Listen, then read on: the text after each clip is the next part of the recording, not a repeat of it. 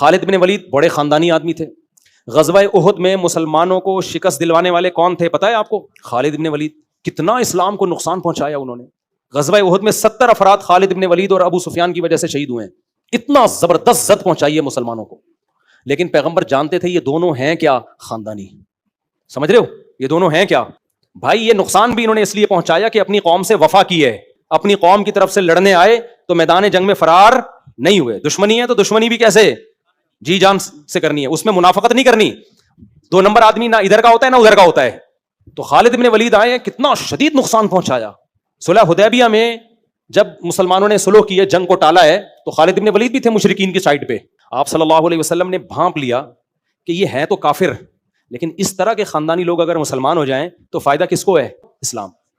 ایک منافق ہو رہے تھے مسلمان غیر خاندانی. یہودیوں میں بہت سے تو خاندانی تھے, بہت سے 2 نمبر قسم کے لوگ تھے, لالچی لوگ.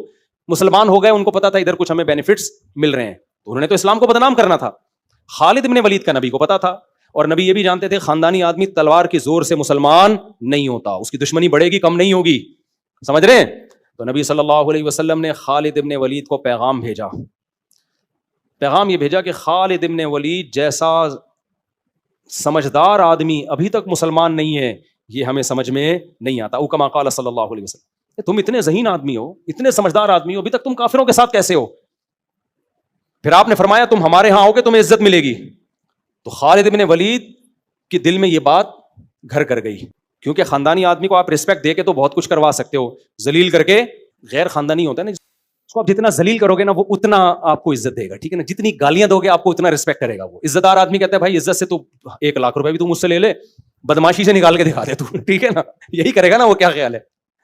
عزت سے تو مانگنا ہے تو مانگ لے بھائی, میں دے دوں گا تجھے, اور اگر تو 2 نمبری کر رہا ہے تو پھر کر کے دکھا لے, وہ یہی کرے گا نا. تو خالد بن ولید جنگ میں شکست ہوئی غزوہ بدر میں. اس شکست کے بعد بھی مسلمان نہیں ہوئے, کیونکہ مسلمان ہو جاتے اس کی علامت سمجھی جاتی بھائی یہ تو شکست سے ڈر گئے, قتل سے ڈر گئے. تو نبی صلی اللہ علیہ وسلم نے صلح حدیبیہ میں آپ کو پیغام بھیجا کہ تم اتنے سمجھدار ہو اور تم ابھی تک غیر مسلموں کے ساتھ ہو.